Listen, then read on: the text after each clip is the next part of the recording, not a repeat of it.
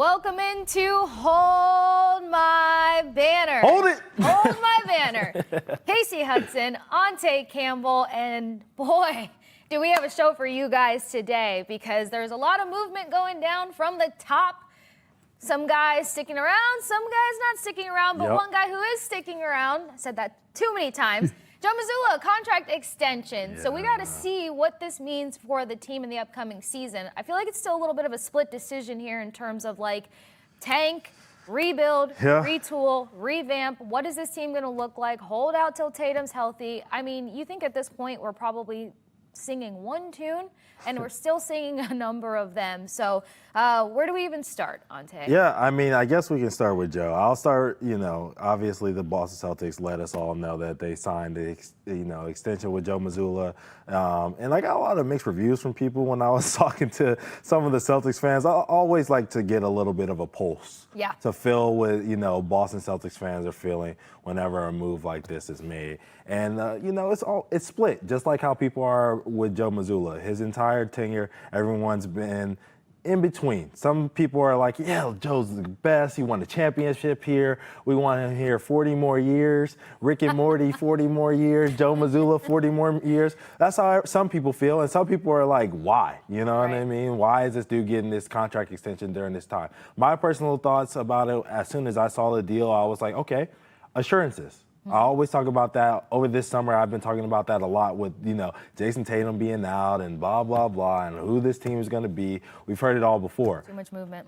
A lot of movement. You need things that are secure and safe. And that's what Joe Mazzulla has been for this Boston Celtics team ever since the Ime Udoka incident. He has been a safety blanket for this team. He has a 70-plus win percentage as a head coach of the Boston Celtics. He's won games. He's won the big game. He got them there in 19 games. It took only 19 games to win the championship in 2024. This year, if Tatum doesn't go down, they probably would have had an opportunity to go and try to win one again. Now, we have people like Bob Cousy saying that, Tell me about Bob. Bob was saying that he didn't think that they were going to win anyways because of the, the mindset of a coach, Joe Mazzulla, and the shooting threes and doing those things. And I think Travis and I had those issues, and Adam and I also thought that there were some issues with that shooting. And I even think you said that, there were some issues with that plan of attack. Yeah. But we're here.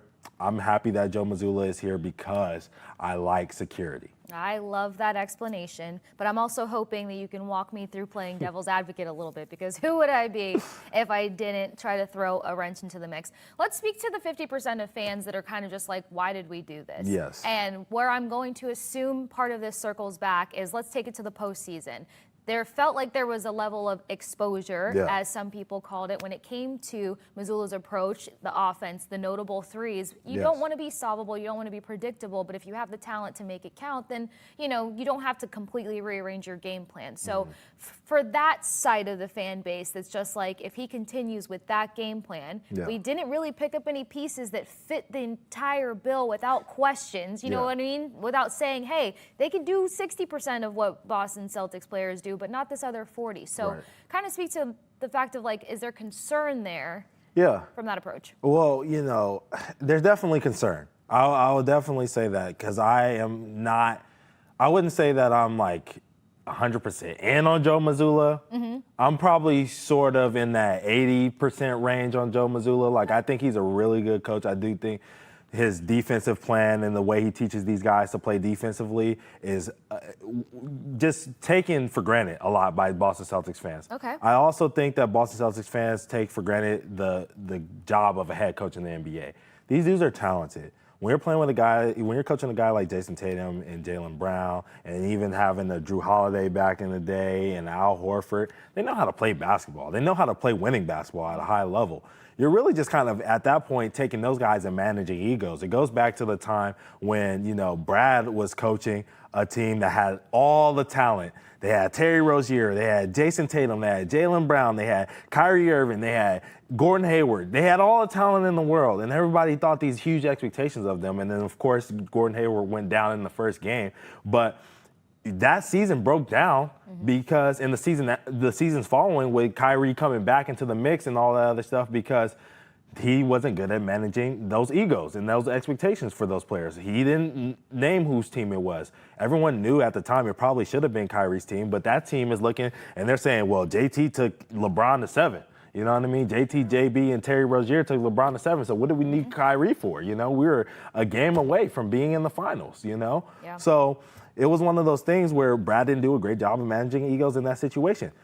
Joe did a fantastic job. And now it was partially to the players, too, because Drew came in and was like, dude, I don't care. Tatum shoot the ball 40 times. Right, you know what I mean? KP was like, dude, I don't care. I just want to be a part of something that's winning and good and feeling great. So it was a part of what they did as well, but you have to give Joe Mazzulla credit for that. And that's why I say, yeah, if you're worried, I understand the worries because, yes, the shooting threes and analytics and all that other stuff, and it gets out of hand sometimes. But when you have a team that talented, only the Celtics could play that way, and it won them a championship in 24 easily because they played that way. Yeah, and I think that's a great point to make because I think that when we were trying to go through the ebbs and flows of what this offseason may or may not look like, how many guys did we talk about on a skillful level and be like, but they're not going to fit in here because character, this, that. Are they going to be able to readjust their role and not be the guy, just be an additional piece?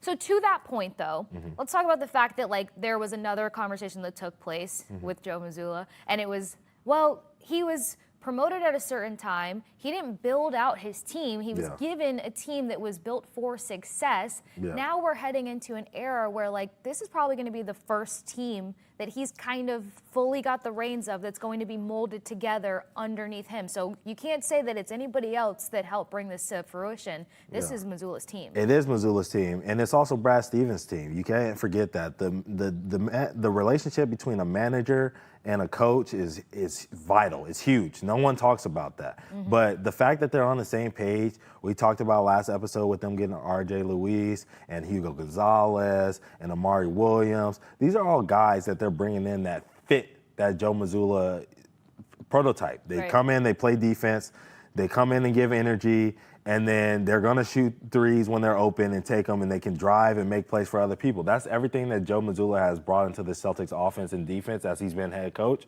So you can't be upset about, you know, that those guys coming in and making that kind of impact. Joe Mazzulla is getting the opportunity to coach these guys and to build them up in the way that he wants to. You're right. It will be his first opportunity to do that because he's gotten players that were already, you know, built and ready to play NBA basketball. We'll see now if he's really that coach, at least at the level that this contract is saying he is. Right. And is there another argument to be made to be like, okay, yeah, maybe he was given a championship caliber team, but to the other great point that you made, not all personalities click. So would you be on the side of it's actually a little bit harder to come in to somebody else's build, make it your own, and make it make sense? Or is it as easy as some people try to make it seem? No, I mean, it's definitely difficult. We saw the growing pains of this, you know, when Steve Kerr first took over for the Warriors. Like, it wasn't all dandelions and roses to start off. Like, Mark Jackson got them to be the Warriors. He built up Steph Curry to be more of a shooter.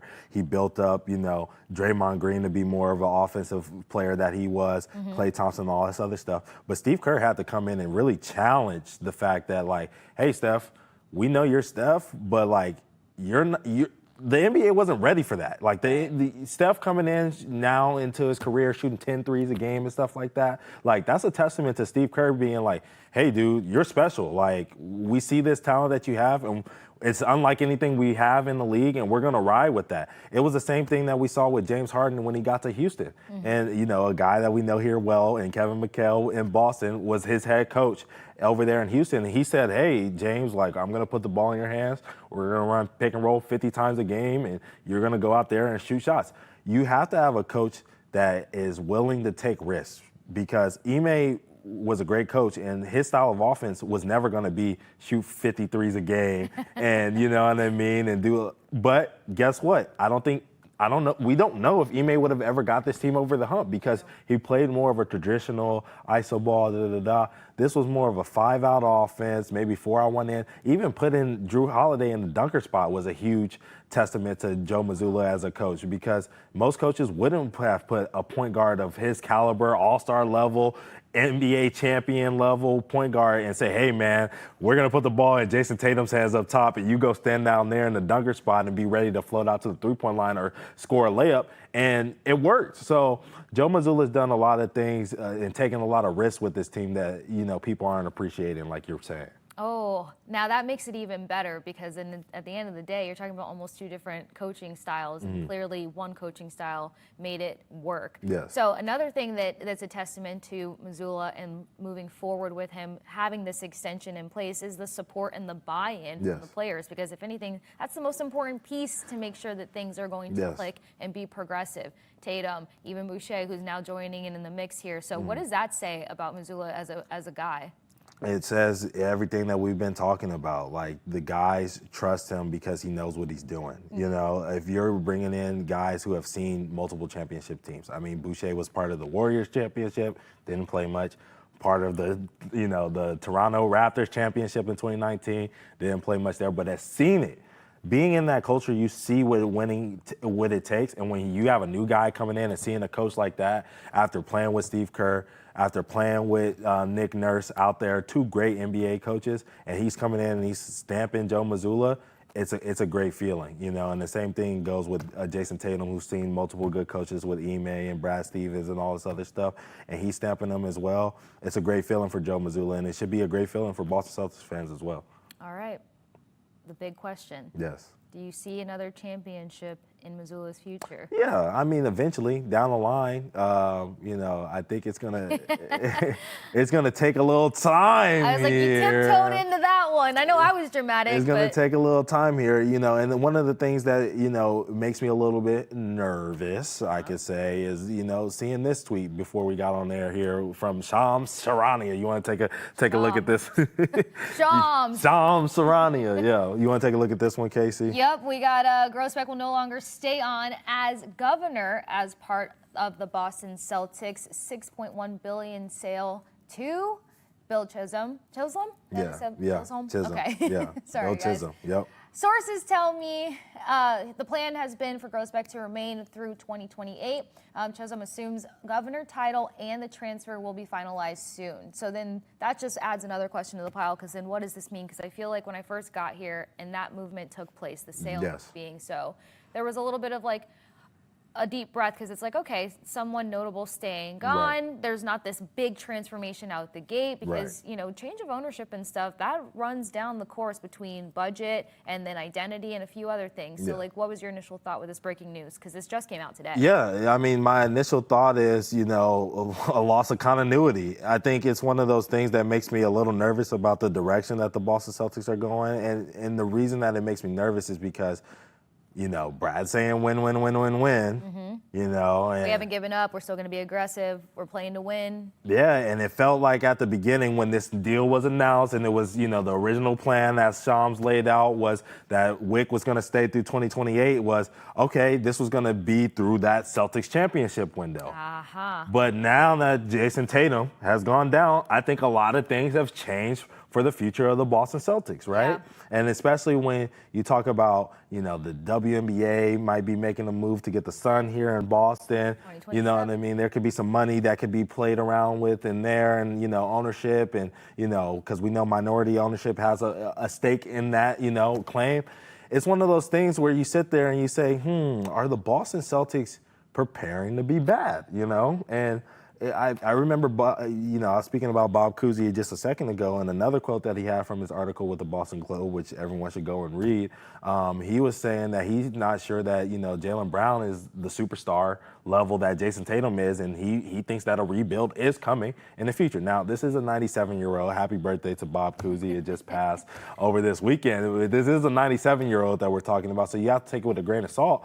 But, I mean, he is he's been around a long time, seen a lot of great basketball, seen a lot of great championship teams that he's been on, that he hasn't been on here in Boston. And so you got to take into account some of that as well. And so when Bob Cousy is saying he sees a rebuild coming, I got to, think about that a little bit. And, seeing moves like this with Wick moving on and, Bill moving on, it seems like, all right, well, we feel like, it seems like they're sitting there in those rooms and saying, hey, we feel like our championship window is closed for now. Right. And that, hey, Bill, like, go ahead and make your stamp and make your mark on this team, you know? And so you see the team getting cheaper and trying to do things to get cheaper, and we'll talk about some of the other moves that they're making. And yeah, it is what it is. This is where we live. That's definitely something we'd love to hear from you all about, because I feel like we talk so much about let's give Brown the opportunity to show that he has his own leadership to bring to the table. He can be a commanding presence for this team. It doesn't have to be tank or anything else. But on the other side of that coin, I remember being like, if they go in too hard now, I think it speaks to them not trusting the recovery and the bounce back of Jayson Tatum. So they're kind of in a difficult position. Would love to hear you guys' thoughts. You know, is it one of those things where you just kind of smoothly work on and fine tune and ease into the season, or you blow some things up? We'll figure it out. But on the other side of this break, coming up here on Hold My Banner, we are going to talk about some roster moves that can maybe put some things into perspective. So don't go anywhere. Join Ountae and myself on the other side of this break.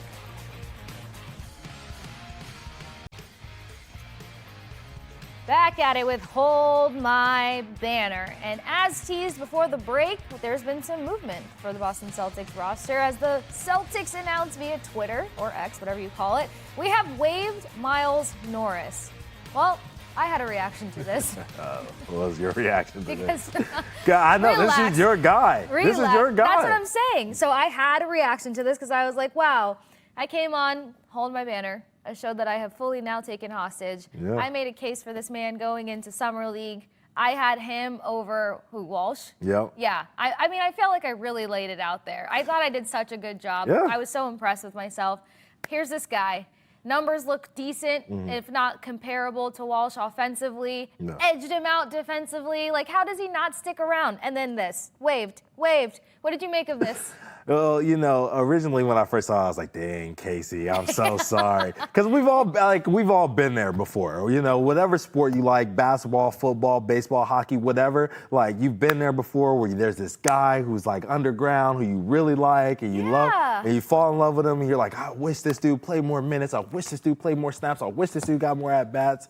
And then next thing you know, he's not on your team anymore. And you kind of secretly hoping that he goes on to his next team. And then the tweet, you know, like, I felt like I needed an explanation. That was that was that. It's very like, simple and plain. We have waived Miles Norris. Like, at that point, just ghost me. Don't send me a quick little to the point message. Yeah, and you know, and I think there was a lot of excitement about Miles Norris because one, he was tearing up the G League, you know, for his former team before he came here to Boston, and then, you know, he played with Peyton Pritchard in college, just like Chris Boucher did, you know, and so there was that familiarity with him here, you know, because it's like, we're good with Peyton, you good with us, you know what I'm saying? So it was one of those moments, and I was a little sad.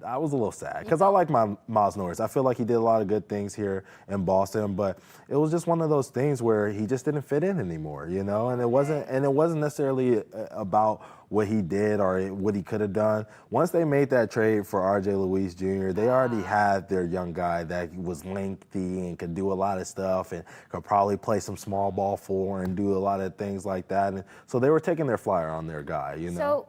So because obviously I'm still slightly wounded, but like you putting on your coaching hat, comparing these two, what made it make sense to be like, hey, we got to move on from Norris because now we've got this RJ guy, which like a lot of comments went out to you. I mean, of course, this is why I talked to Ountae. The knowledge is on point, but just the way that you are able to paint the picture of why there's a better fit in on one versus the other. Well, first of all, Miles Norris is 25, so it's not old, obviously, but in terms of, you know, development, in terms of development for basketball and stuff like that, he's up there, you know, like, you're not really developing 25-year-olds, 26-year-olds. They're kind of coming into who they are, you know what I mean, versus a 22-year-old that you traded for in Luis Jr., right? There's still some growth that needs to be had there and that needs to come from there, right?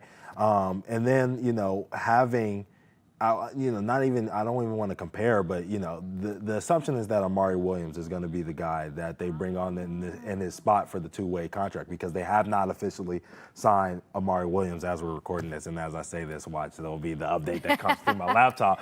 But, you know, tweet. You know, he has not been officially signed. And so, you know, the Celtics have a lot of young wings that they already know what they have, right? They have Jordan Walsh. They have Baylor Shireman. they know what these dudes are kind of going to be in the Boston Celtics system already.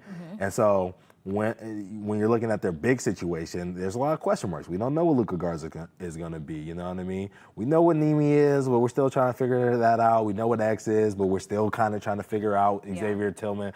And then, with Boucher coming in, we don't know how he's going to fit in with this team. And then Amari Williams, the guy that they drafted, Right. they're going to take an opportunity to give him, some minutes and see what he does in the two-way situation and what he's going to do in Maine and all this other stuff. So, they drafted them because they wanted to take a flyer on them. They didn't draft him to have him play summer league and let some other team get a look at him and whatever. So Miles Norris just kind of became the odd man out, you know what I mean? Because the new guys are the new guys. Yeah. So you mentioned Amari Williams. Let's walk with him for a minute because one, expectations in terms of potential contract or getting the signing done, and then where does that put him contribution-wise in terms of timeline? Does this bump up the expectation of him contributing sooner rather than later? Because it just feels like we're bringing in pieces and moving about from them, and like you said, he kind of got pinched out, but also he didn't fit the bill anymore.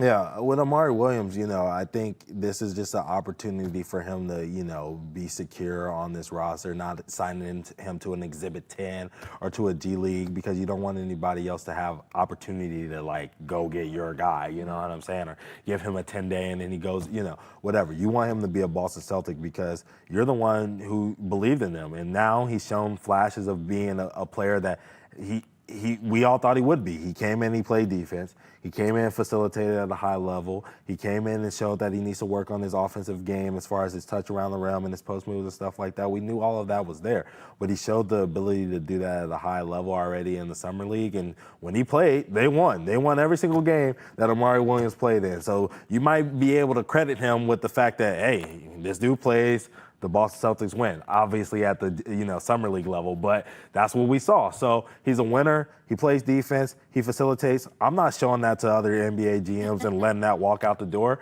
but he does need to spend that time in Maine. You know what I mean? He needs to spend that time in Portland and build up his game, and he's going to do that over the course of this year so that he can be ready to play when Jayson Tatum returns. All right. Now, basketball's made me feel extremely financially savvy, or lack thereof. When you see all of these moving pieces taking place, of course, one of the bigger questions is what does this mean from the financial perspective of everything? Because are we getting closer to being better in a financial position, opening ourselves up to other opportunities, any other movements at the end of the season or at the end of the offseason? So what does all of this movement mean to you? All of this movement just means that the Celtics are going to do whatever they can to find cost-efficient options to play with Jayson Tatum and Jaylen Brown at 26-27. That's all these moves. So we're looking at 26-27. That's all these moves say to me because, you have a bunch of 22-year-olds and younger that are on two-way deals and, Josh Minot's on a freaking, $2 million deal and, these smaller deals that you're giving all these dudes opportunities to because you're basically saying we're going to figure out who can play. Right. Somebody in this group can play. And I've said that before on Hold My Banner, we're going to figure out if Baylor Shireman is ready to play. We're going to figure out if Jordan Walsh is ready to play. We're going to figure out if Hugo's ready to play. Somebody in this group. Got to play. Josh Minot, Luka Garza, you know what I mean? Amari Williams. I can throw out all the names. X, you know what I'm saying? Somebody's going to figure out who can play. You know what I'm saying? So moving on from Miles Norris, it's just giving the opportunity for the guys that they've brought in for a full season, because Miles Norris kind of fell into their lap. They were taking a swinger on him last year. I wouldn't say that he didn't pan out, but I don't feel like he's gotten better. Okay, so there wasn't more. Right. They couldn't look at him and be like, there's more to pull out of him. Right, exactly. Okay. The growth for him as a Boston Celtic wasn't there. I feel like he came in at this level and, he's just stayed there the whole entire time. Not coasting, he was obviously working on his game and stuff like that, but just, the fit, you know what I mean, with the Boston Celtics didn't lead to him, taking this leap that they thought could possibly be there. And once again, they looked at the age of 25 and they said, okay, we're going to move on. So, yeah, all of these moves just prove to me that the Boston Celtics are trying to find those dudes that they can bring in where we're looking up years later and being like, man, Peyton Pritchard's really only getting $7 million a year? That's crazy for Sixth Man of the Year. You know what I mean? Thank you. You know what I mean? $8 million a year. Thank you. Right. That's what they're looking for out of this group. Where's the diamond in the rough? Okay. I love diamond in the roughs. because I'm also a big fan of underdogs. You mentioned small pay, which is going to equate to large opportunity if there's no bigger moves to be made. Yes. You threw some names out there, but if you had to pick right now, who has the most pressure on their shoulders to actually deliver or take advantage of having an opportunity, a larger opportunity this upcoming season? That's a good question. I think Jordan Walsh has the biggest target on his back right now.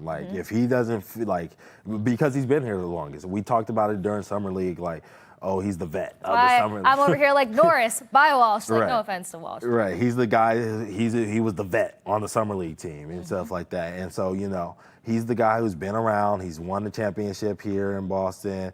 He knows what that looks like. He knows what the expectations are, all this other stuff. If he can't go out he's got to be a guy that at least this year is 9 points a game, efficient, rebounds. I need to see a couple of putbacks, screaming in dudes' faces, pumping the chest, diving on the floor. He needs that kind of year.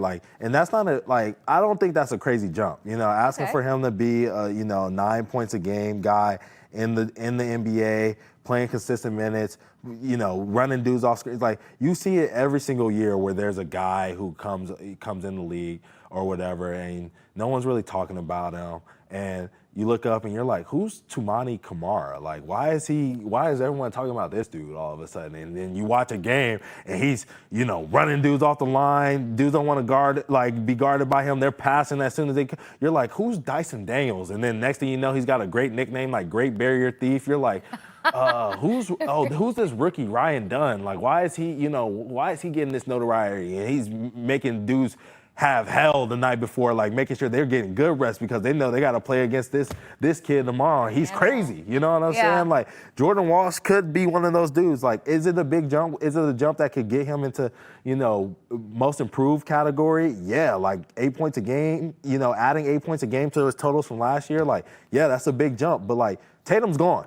That's 30-something minutes, 35 minutes that are gone. You know what I'm saying? And JB is coming off knee surgery. And while I've seen him on Twitch and Twitter and whatever he's doing, streams and stuff like that with people, he looks good. But different when it comes to full speed. Yeah, you can be sure when it comes down to the fact that if the Boston Celtics are sitting there in a 8 seed, 9 seed coming into the trade deadline, they're going to be like, yo, shut Jalen down, you know what I'm saying? So if that's happening, then he's got to be performing. And if he wants to be back here in a Boston Celtics jersey, playing with Jayson Tatum, have an opportunity to win a championship in 26, 27, he's got to ball. Because the contract year is coming up, and it's going to be, if he's not balling, like I said, it's going to be somebody else. It's going to be Hugo. It's going to be Baylor Shireman. It's going to be Sam Hauser.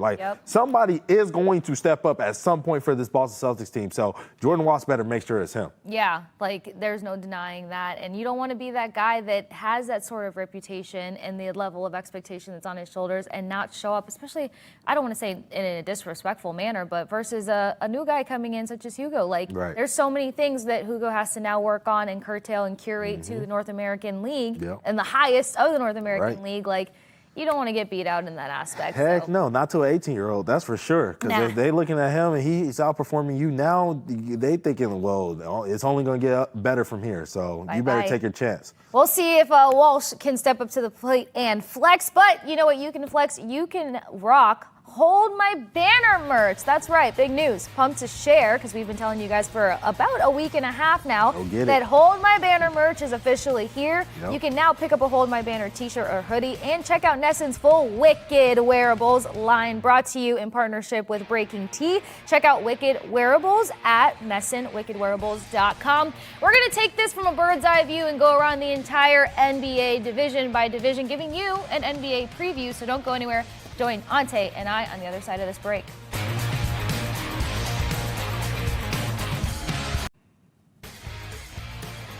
I mentioned a bird's eye view. Play on words if you guys are watching, because the New Orleans Pelicans, did you just catch up on it? That was a good one. Oh yeah, thank you so much.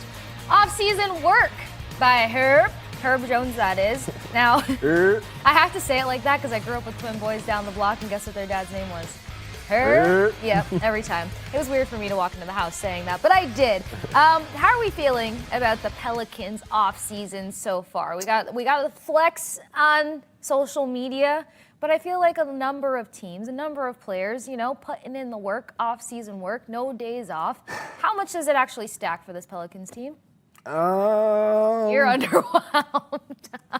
Herb? Well, here's what I'll say about the New Orleans Pelicans. Lay it out. I absolutely love the talent that they have in the building. Okay. I mean, I think Jordan Poole is still could be a really good player in this league. I know the stint over there in Washington wasn't great, but, I think he's maturing now, hopefully, and this could be a good opportunity for him to show that he's maturing and ready to play winning basketball again. Obviously, I love Zion Williamson when he's playing basketball. I mean, he's one of the top 15 dudes when he is actually playing, healthy basketball. The question is whether he can stay on the court, whether he can keep the off the court noise off the. Or how about just eliminate the noise? Yeah, At this point, just get rid of the noise. Yeah, it's not piped down; it's canceled. Yeah. Noise canceling, balls, beats, whatever they be doing in them commercials. Yeah, all of that out of there. I loved their draft picks, like Derek Queen, Jeremiah Fierce. I was super high on them coming into the draft because of their talent, their ability to score the basketball. Did you want one of them in Boston? I mean, yeah, but we knew that neither of them were within our range. Right. I would have loved, I always talk about the center position that the Celtics needed, and Derek Queen would have been amazing. It would have been a long pipe dream, almost like us getting Cooper Flag, but that's for another episode. So I absolutely love the talent that they have in that room. Even bringing in a Kevon Looney, he's an NBA champion, played for the Warriors, won multiple championships with them. I love that move for them. So, I love how they've brought in some of these veterans and stuff like that to subsidize for them the fact losing C.J. McCollum, who was the veteran. But that's the biggest issue that I see with this team. Who is the leader? Who are your leaders? Who are the guys that are going to challenge guys? I think so many of these NBA teams get caught up with being young. We talked about the Boston Celtics being young, but at least they got a Jayson Tatum. At least they got a Jaylen Brown. Those guys are going to hold down the fort for you. Even a Peyton Pritchard, are going to hold down the fort for you. Who are the guys who have won in a Pelicans jersey that can tell you how to win? They don't have any of those, you know what I'm saying? Ask. And so that's the biggest issue that I see with this New Orleans Pelicans team. I love the talent, but Willie Green doesn't inspire me as a coach. I think it's time for him to be, I wouldn't say to let him go, but to move on from him in the head coaching capacity. Coaching style, or what's the thing there? Yeah, I just think they need, if you're not going to have leaders, at the on the floor for you, you definitely need to do the alpha thing as a head coach. You need a guy who's going to come in there and give you the swearing, the things that we have with Sam Cassell here in Boston. He comes in and he's like, what are you doing? You know what I'm saying?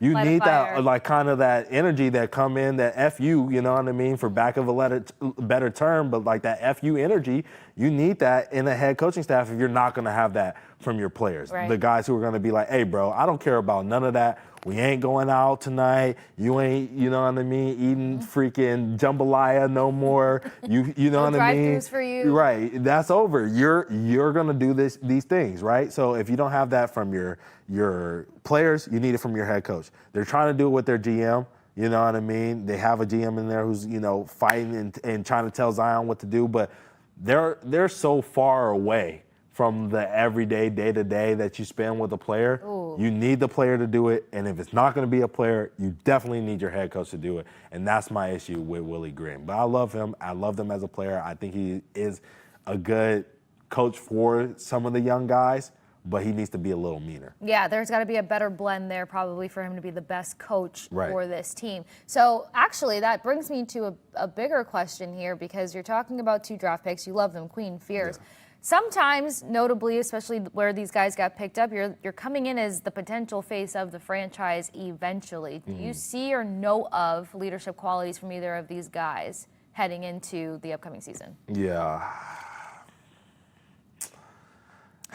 Ask me that again. No, because like I gotta think about this. I like. This Could you see some early leadership qualities out of a Queen, out of a Fears? Because, like, for instance, when we talk about Cooper Flag, when we did the interviews and stuff, NBA ready, contributor right away. Numbers are going to build as he continues to carry on. Already probably has his face on the side of, one of the many walls in Dallas. But you know that he's going to have his own leadership style. Like, you see a leadership style coming into basically an open floor plan for these guys. Not now. Okay. Not now. And the only reason I say not now is because both of them are super young. Not that youth matters, because like you said, a Cooper Flag can come in and kind of be a leader in his own way, and even when watching, obviously we're watching a lot of football right now as well, and you watch a Cam Ward or you watch a Shedeur, and like they come in and they command the huddle and they're loud, and they bring their own leadership style for sure. So you can be young and have still step up and have leadership. Obviously those guys are older than 18, talking about Cam Ward and Shedeur, but you can still be young and do that. With these dudes, they're just kids. Like, every time I watch a video of them, and I don't know them, I'm not spending every day with them, obviously, but like based off what I see or what I hear, talking to guys who have been around them and stuff like that, they just have a lot of kids in the building right now, and and those dudes are those kind of kids where they're laughing, they're joking, they're having fun, they're just trying to figure out how to play NBA basketball. They're excited to be there, which they should be. They're excited to hope that they get to be starters and make shots and do all that stuff. That's what they're worried about right now. They're not worried about leading teams. Maybe in the future, but not right now. All right, so let's not add anything else to their plate. I didn't mean to get crazy there. I like to solve problems. Yeah, it's kind of it could be possible. Toxicity. Yeah. So from another perspective, we're gonna let the kids be kids, let them find their identity when it comes to this level of basketball. Yes. We talked about Zion canceling out the noise. Yes. Right? That feels like a simple approach to be like, hey, dude, can you just do this, this, and this? But let's talk about a healthy Zion. What does his contribution look like to this team? And does he have a leadership quality that can maybe potentially help out this locker room? I mean, yeah, he's got to. Like, at this point, he's got to. It was almost felt like a humiliation ritual, like all the things that we were forced to hear about Zion and, his off-the-court activities. You know what I'm saying? This is called, what do we call it? A transfer of energy. Yeah. Not say it from the mouth. Off-the-court activities. And so with that, I think at this point you're starting to see a Zion who is showing less of those kid qualities. Like when he came into the league, he was kind of, I hate to say this, but this is a term that my coaches used to always say, but doughy, you know what I mean? Like a little, got a little flubber on there. And all baby fat. A little baby fat and, things of that nature. And so now he's, and he was smiling all the time. And not to say that you can't be that, you know what I mean? Because we watched Magic Johnson do that through his whole career, smiling and cheesing and laughing, and Shaq and same thing. But his outdoor activity. But, speaking of Shaq, like when them lights turned on, he was a monster, a beast, like he might be laughing and joking with you before the tip off, but then as soon as that, that ball goes in the air, he's ready to fight you, you know what I'm saying? And so I think Zion is showing more of that now. And it's really about can he lead with his actions, right? Gotcha. I think guys at this point don't want to hear you say, oh, blah, blah, blah, rah, rah, rah, because you haven't shown the ability to be mature throughout your whole entire career. Now at this point, you got to go out there and take care of your body. You got to feed yourself the right way. You got to, you know what I mean? Turn away the donuts, turn away the beignets. You know what I'm saying? And in New Orleans, that's criminal. It's hard to do. Yeah. But I'm hearing some people saying, New Orleans food isn't that great. I am not one of those people. That's a topic for another time. Whoa. That's a topic for another time. But, that is something that's going on in the internet. But I'm just saying, clearly it's good because Zion was eating it over the last couple of years. But the hope is that he's turning those things down. He's, canceling out all the female drama that he was having off the court, and just dealing with being a basketball player, playing basketball games, hopefully playing 70 games this year, being healthy, dunking on people, being loud, getting rebounds, hopefully develop his shot, if he does all of those things, I mean, this team could be a team that, everyone can be surprised about at the end of the year, honestly. Yeah, you got to find a way to get the right UV for that bright spot so you can manage and move along, Yes. which I think that he should do, and hopefully health will be on his side. So realistic perspective, what do you expect out of this team for the upcoming season, and how much better do you think they position themselves to perform, I guess that one could say, considering they're young, the coach may be like an fit, and, there's a lot of opportunity there for these guys rep-wise, but outside of that, where do we land? And fit. So, and fit. So, the sports books got them floating around 29 wins this year, 29 and a half. I think they can go over that. I mean, I think this West is tough, but I think a lot of these teams are going to beat up on each other a little bit more than we think right now. And with that, there's going to be the health things. There's going to be teams that aren't going to be healthy. And I know people are tired of hearing us say that, but health really is a thing. Yeah. You never know which big name it happens across the board. Right, and I think a lot of the issues that this team has had over the last couple of years has been health, but they've gotten rid of some of those issues. They got rid of Brandon Ingram. They got rid of C.J. McCollum. Those were the guys that you relied on that are now not in the not in your organization that you don't have to rely on anymore. So hopefully bringing in some of these young guys can subsidize some of that. Jeremiah Fears, he's not C.J. McCollum yet, but he will be a good scorer in this league at some point, I would assume. Derek Queen, same thing. And then you're going to have Herb Jones back as we talk, we were talking about the young guys, but you have to talk about the guys that they're bringing back. Him, Trey Murphy, those are two of the best wings in the league right now. When you're talking about front courts, having Herb Jones next to Trey Murphy, defense, shooting, those are some of the best 3-and-D wings in the league right now. So you have to be excited about that potential, pairing it up with Zion. I'm a little nervous about the fact that they brought in bigs who are not really shooting bigs. Derek Queen can shoot it a little bit, but, having the other guys that, bringing in Looney and stuff like that, they have some guys that don't help stretch the floor. That means Zion's really got to stretch the floor. If he can do this team could easily be a team that we're looking at a upper 30s. I wouldn't go as far to say 40s. I wouldn't go as far to say 40s, but this could be a team that has 38 wins at the end of the year, and we're like, oh, wow, this is cool. They're in a playing game or something like that. And all right. Then they get bounced. North of 29, more than likely upper 30s, something else that we'd love to gauge y'all's opinion on. And yes, we are happy to see that Herb Jones is on the right track. We are going to pivot on the other side of this break, keeping it Southwest though, so don't go anywhere. Join Ountae and myself for another NBA preview before we close out here on Hold My Banner.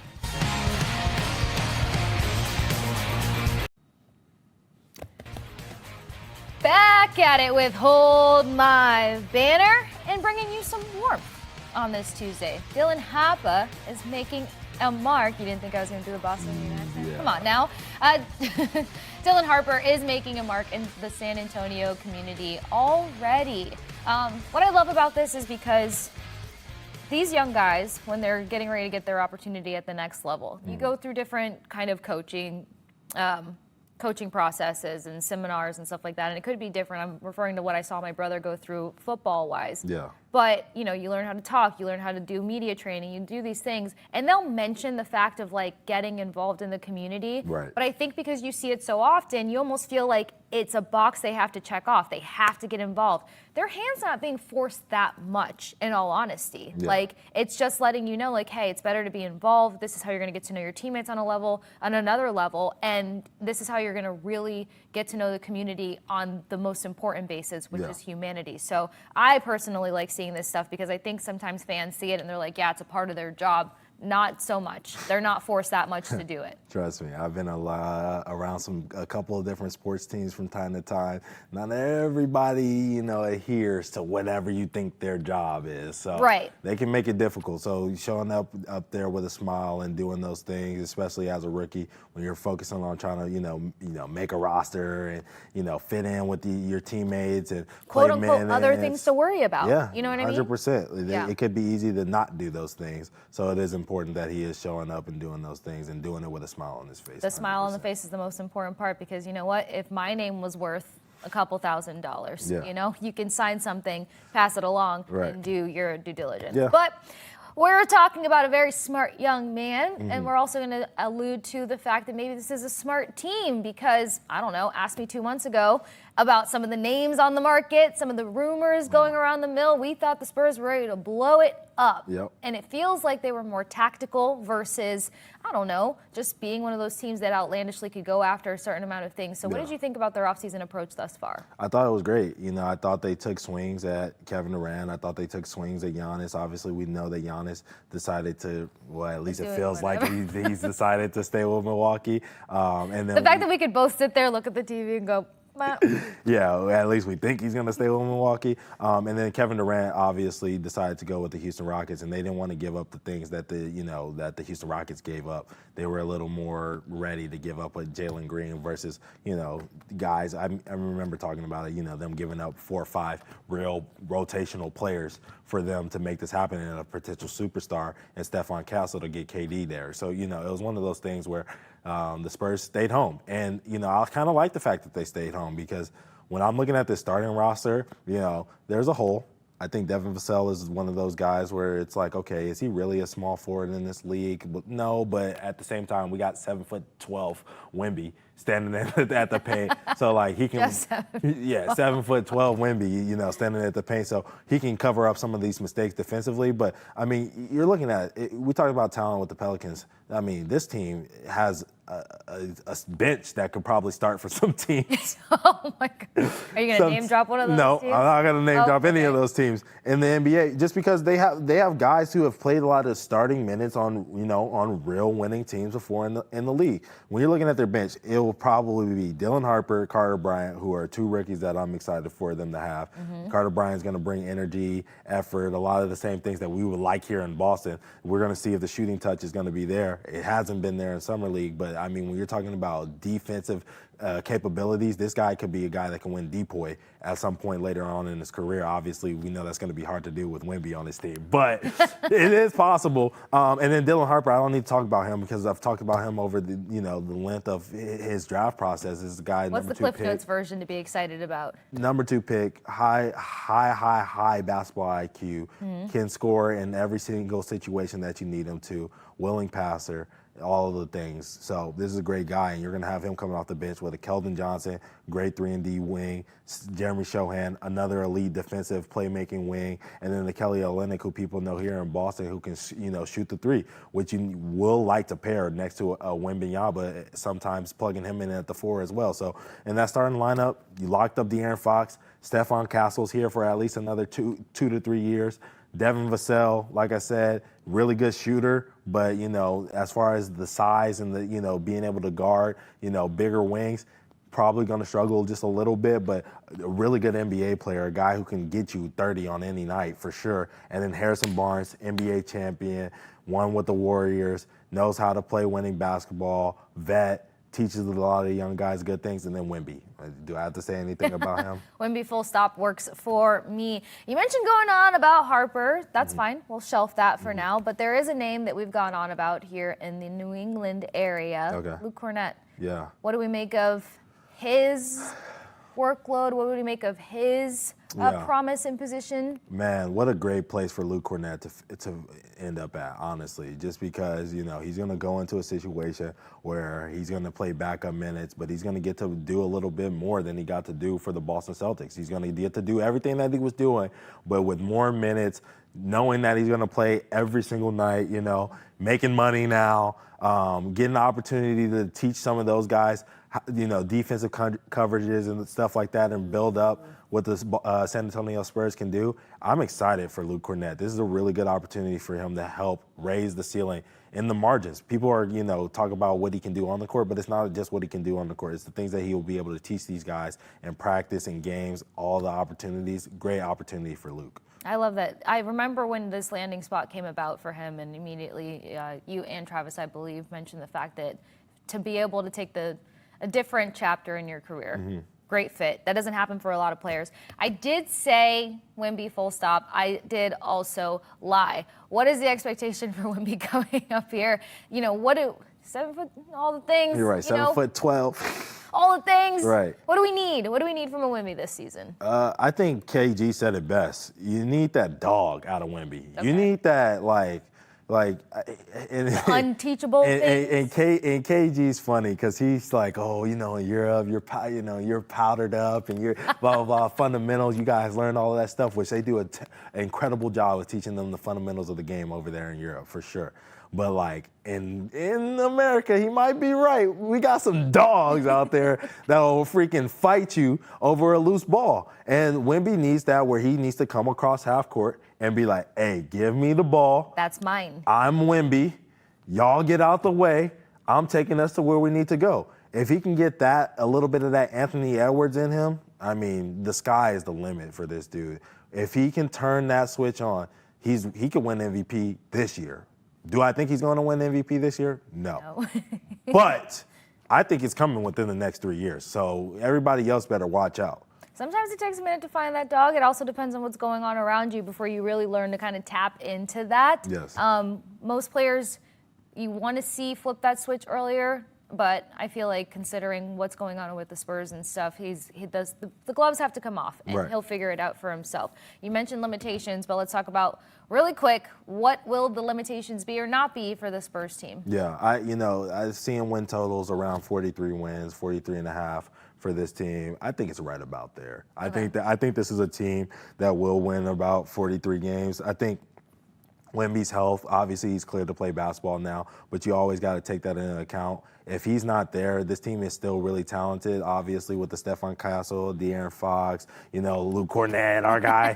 They do have a lot of talent around Wemby, so it won't necessarily need to be just on him like it has been the last 2 years. Yeah. But if he's not playing, that win total could quickly go down to the low 30s or something like that. And I don't want to see that for them. I personally do think this is a team that will be about a 40-win team, probably make the playoffs as an 8 seed this year. And I was going to say, when you see that logo, you know what I mean? I feel like whether you like them or hate them, you're already kind of expecting a playoff caliber team. Yeah. There's a lot on that name and on that logo. Yeah. It's got to deliver. But as always, we love hearing from you guys. You've left fantastic comments. Compliment Ountae and his knowledge, because this is what keeps us afloat. And I learn so much every single time. It makes hoops fun. Until next time, y'all, catching you back here on Hold My Banner 1 to 2 p.m. Tuesdays and Thursdays. We'll see you guys back on Thursday. Deuces.